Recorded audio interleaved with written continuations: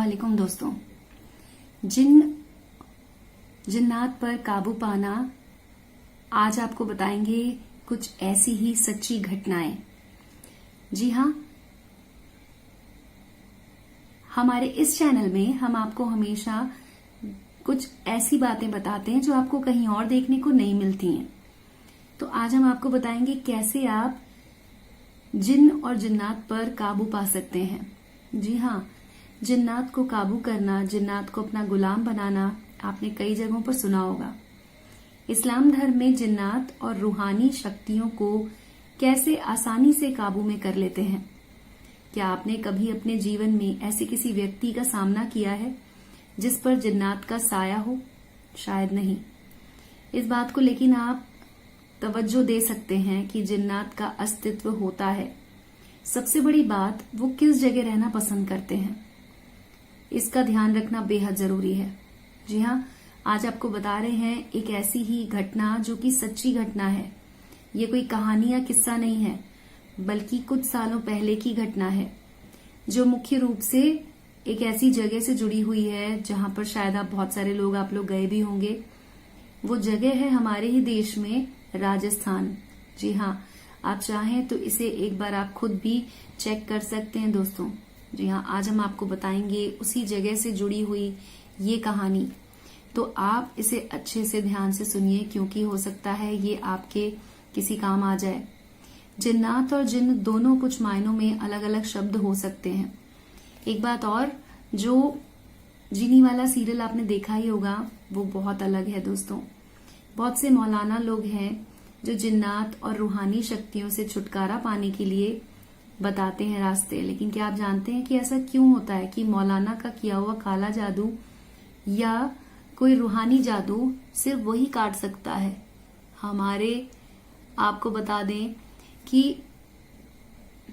हिंदू धर्म में ऐसा क्या है कि आत्माओं को काबू किया जा सकता है?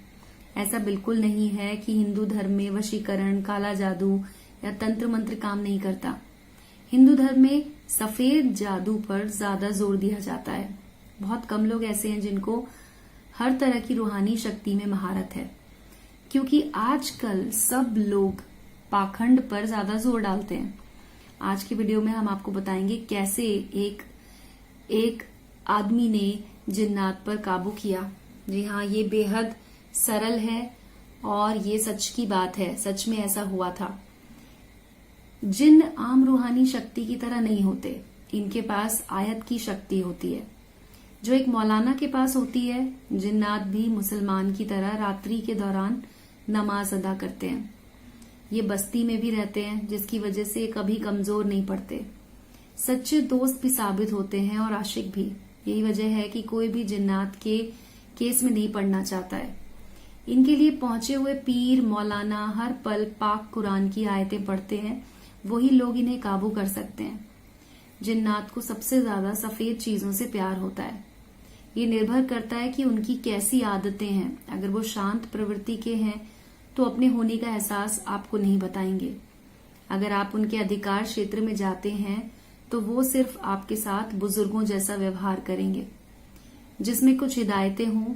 और अगर आप बुरी प्रवृत्ति के जिन्नात के पास जाते हैं या वो आपके पास आते हैं तो वो लोगों पर हावी होने का, अपने होने का एहसास करा देते हैं। अब आपको हम बताते हैं राजस्थान की ये कहानी। जी हाँ, जो कि बिल्कुल सच्ची है। सादुलपुर, तारानगर, दोनों ही जगहें जिन्नात के किस्से बहुत मशहूर हैं, जिनके बारे में आज हम आपको बताएंगे। जिन्नात को काबू करना कारगर होता है अगर वो दयालु प्रवृत्ति के हों। अगर आप सादुलपुर गए हों तो वहां पर आपको बता दें कि रेलवे स्टेशन के पास में एक जगह है। 5-7 साल पहले एक प्रसिद्ध दुकान थी वहां पर मिठाई की। वहां के बारे में मशहूर था कि इस दुकान से खुद जिन्नात मिठाई लेने आते हैं। ऐसा लगभग काफी समय तक चला। दुकानदार को इसका पता तब चला जब वो हर बार उनके जाने के बाद अपना गल्ला संभालता। उसमें पैसे नहीं मिलते भी कैसे? माया के द्वारा बनाए गए पैसे कुछ समय बाद खुद ब खुद गायब हो जाते। इस किस्से की गवाह वो एक दुकानदार ही नहीं बल्कि एक ऑटो चालक भी था, जिसको ऑटो में जिन्नात सुनसान जगह तक ले जाते थे और वहां पर उनको बोलते थे कि हमें यहाँ पर छोड़ दीजिए। जब वो पलट के पैसे मांगता तो पीछे कोई नहीं होता था। उसे इन सब से डर भी लगा, लेकिन जिन्नातों का कहना था कि वो किसी को कोई नुकसान नहीं पहुंचाएंगे, इसलिए हर रोज वो उन्हें वहां छोड़ के आता था। और ऐसे ही एक तारानगर की घटना है। तारानगर जो कि चूरू जिले की एक तहसील है, वहां पर भी जिन्नात की घटना हुई थी। लेकिन इस किस्से को सुनकर लोगों का जिन्नात के प्रति डर खत्म हो गया। जिन्नात, ये वाले जो जिन्नात थे वो बहुत ही दयालु थे। जी हाँ, और बात यह है कि अब्दुल और उसकी पत्नी फातिमा काफी समय बाद अपने पुश्तैनी घर आए थे। उनके पुरखे ये घर उनके लिए विरासत में छोड़ गए थे, जो कुछ समय पहले वहां से रुखसत कर गए थे काम की वजह से। पुश्तैनी घर में आकर फातिमा काफी खुश थी। वहीं अब्दुल इसलिए खुश था कि वापस वो अपनों के बीच चला गया था।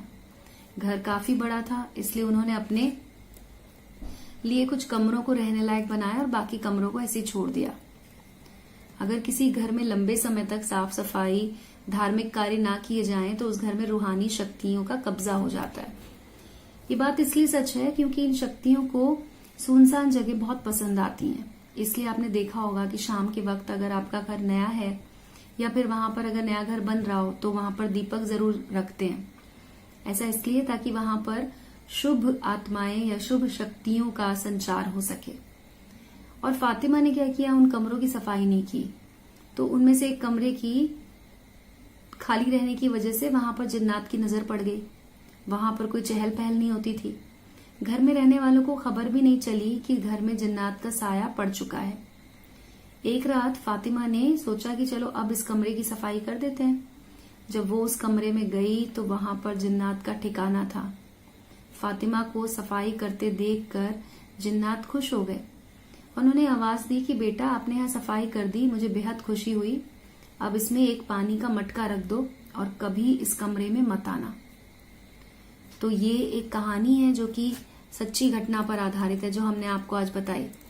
फातिमा ने जब ये सुना तो वो डर गई। उसने अपने अब्दुल को जब ये बात बताई तो पहले तो उसे विश्वास ही नहीं हुआ, पर मौलाना से मिलने के बाद उन्हें पता चला, मौलाना ने उसके बाद घर पे आके दौरा किया तो उन्हें पता चला कि घर में जिन्नात हैं। जिन्नात को काबू करने के लिए उन्होंने सीधे तौर पर जिन्नात से भिड़ने की तैयारी कर ली। भूल गए थे कि जिन्नात तो उनसे भी 2 कदम आगे था। तो मौलाना आयते पढ़ते, जिन्नात भी आयते पढ़ना शुरू कर देता। जिन्नात को काबू करना मौलाना के लिए वाकई बेहद कठिन था। अंत में जिन्नात ने उस कमरे से मौलाना को बाहर कर दिया। अब्दुल और उसका परिवार काफी खौफजदा हो गए। हालांकि जिन्नात ने अभी तक किसी को नुकसान नहीं पहुंचाया था, लेकिन जिन्नात की फितरत का क्या भरोसा। काफी लोगों से उन्होंने मुलाकात की, तब एक नेक बंदा उनकी मदद को तैयार हुआ। उसने कुछ मिठाई और तोहफे लिए और जिन्नात के कमरे में चला गया। उसने वहां जाकर जिन्नात से दुआ सलाम की, तोहफे भेंटें की। जिन्नात उसके व्यवहार से बहुत खुश हुआ और उससे बातें करने लगा। उसने शुरू की सभी बातें बताई, किस तरह उसकी नजर उस कमरे पर पड़ी।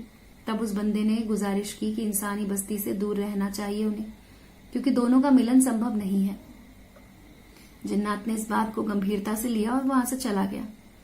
इसके बाद उन्हें जिन्नात का कोई अनुभव नहीं हुआ। जी हाँ, तो अब आपको बताते हैं कि कुछ लोग कैसे जिन्नात को अपना दोस्त बना लेते हैं। जिन्न से दोस्ती की बात अगर आपने सुनी हो तो ऐसा भी सुनने में आया है कि जिन्नात गजब के हुस्न के मालिक होते हैं। इंसानी बस्ती में अगर उनकी नजर में कोई आ जाता है तो वो उससे सच्चा इश्क भी करते हैं, जिसमें कई बार खुद की मर्जी होती है, कई बार दिमाग पर वो काबू कर लेते हैं। जिन्नात को काबू करना बेहद मुश्किल कार्य है। अगर कोई जिन्नात को बुलाना चाहता है तो उसके लिए कुरान में आयतें पढ़ी जाती हैं। हालांकि आपको बता दें कि कुछ ऐसे आयतें हैं जिनके अनुसार ऐसा कहा जाता है कि आप जिन्नात को अपने काबू में कर सकते हैं, लेकिन ऐसा करने में बड़े बड़े लोगों के पसीने छूट जाते हैं। जी हाँ, क्योंकि उन्हें अपने काबू में करना बेहद मुश्किल काम है। जिन्नात क्योंकि खुद ही आयतें पढ़ने लग जाते हैं और जिन्नात भी एक सच्चे मुसलमान की तरह नमाज अदा करते हैं। लेकिन इसका वक्त हमेशा रात का समय होता है। मौलाना जब रात में कुरान की आयतें पढ़ते हैं तब उससे आकर्षित होकर रूहानी शक्तियां और जिन्नात जो हैं वो मौलाना के आसपास घूमते रहते हैं। इनमें से कई होते हैं जो मौलाना को उसके शागिर्द बनने का सुझाव देते हैं। यही वजह है कि इस्लाम में रूहानी शक्तियों से जुड़े बहुत सारे अनुभव जो है वो जिन्नात के होते हैं। तो दोस्तों, आज का हमारा ये वीडियो जिसमें हमने आपको जिन्नात के बारे में बहुत सारी जानकारी दी, आपको कैसा लगा हमारे वीडियो के कमेंट सेक्शन में लिखकर आप हमें बता सकते हैं। और हमारा ये वीडियो देखने के लिए आपका बहुत बहुत शुक्रिया। अगले वीडियो में बताएंगे आपको कोई और जानकारी जो कि आपने कभी पहले नहीं सुनी होगी। तो हमारे इस वीडियो को लाइक करके आप अपने दोस्तों के साथ शेयर भी कर सकते हैं। हमारे चैनल को सब्सक्राइब कर लीजिए अगर आपको पसंद आया हो तो। बेल आइकन को दबा दीजिए जिससे कि हम आपके लिए ऐसे ही और वीडियोस बनाते रहेंगे। तो आज के लिए बस इतना ही। शब्बा खैर दोस्तों।